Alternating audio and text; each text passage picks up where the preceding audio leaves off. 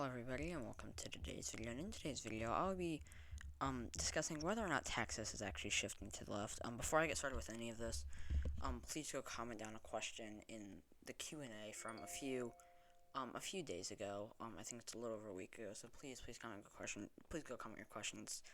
For that, I want to have more questions when I actually do it. So please go comment your questions down on that. Anyways, so this is definitely a hot take. I'm aware. I'm probably gonna get a lot of heat in the comment section for this take, but I don't know that Texas is actually shifting to the left. I know this, like I said, I know this is a hot take or whatever I said. This is definitely a very, very hot take. I think it's generally agreed that Texas is shifting to left, but I would argue that Trump was just a weak candidate, which is the thing that shocks me because on paper he is actually a very, very strong candidate, which is the thing that confuses me. But if you look at it, it seems to be more of like a titanium R+10 state, so to speak. So looking at it, in 2020, it was Trump only won it by 5.6, which is a very, very narrow margin of victory. He won it by like 1 in every 20 voters or whatever, which is, it's narrow. It's a very, very narrow margin of victory. In 2016, he won it by 9, so it would look like it was shifting to the left. It went from 9 to 5.6. But let's go start off. Let's just go look at. Actually, first of all, let's go look at the last time we voted blue is 76. But then Reagan carried it by like what was it 13.9, 13.9, 27.5, 12.6. It got relatively competitive. With Bill Clinton, 3.5, and, well, with Ross Perot, which obviously would help Clinton. That makes sense. 4.9, with Clinton, or with Perot taking away enough of the vote.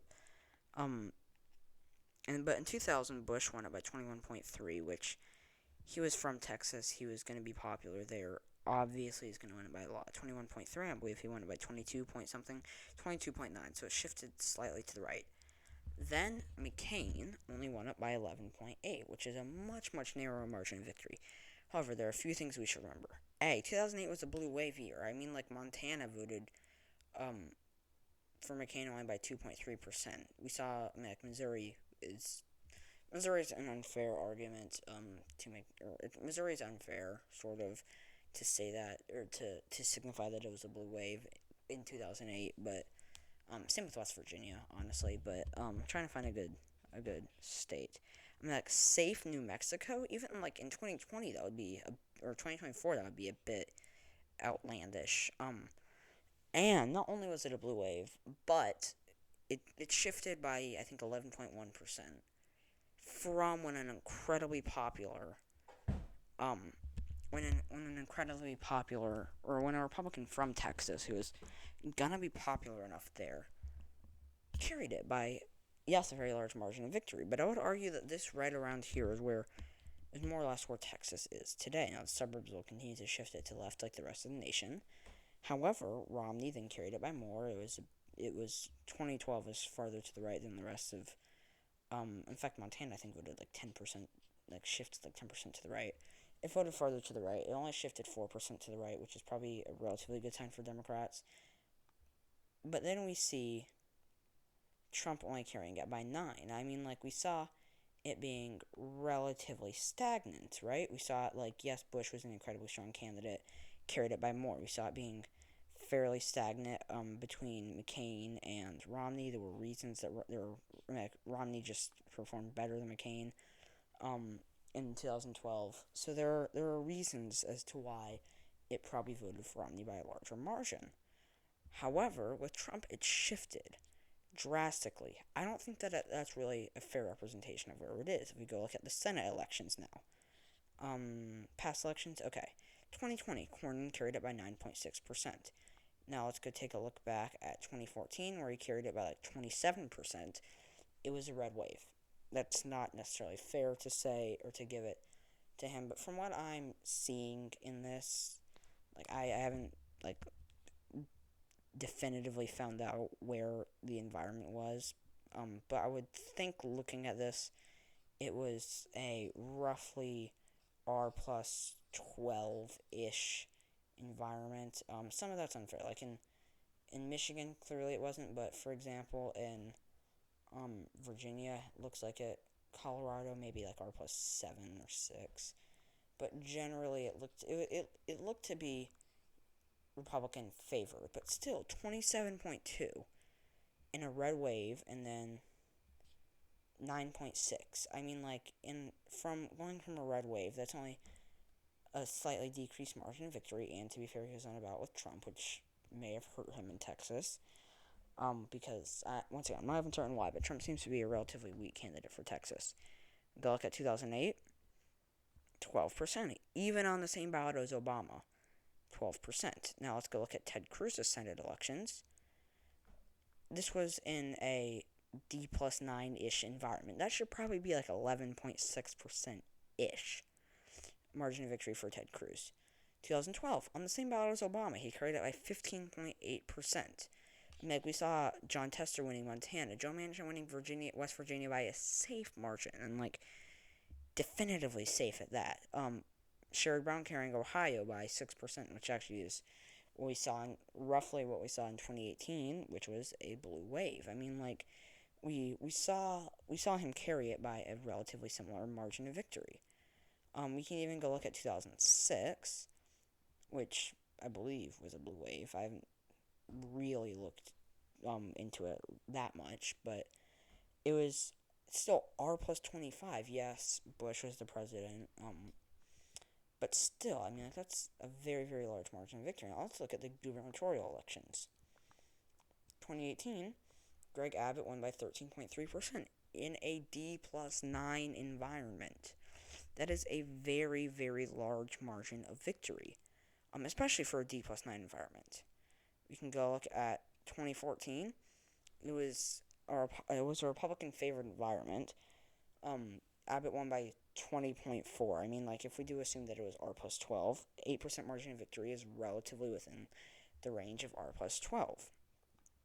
Go look at 2010. This is also a red wave, so it's probably not fair.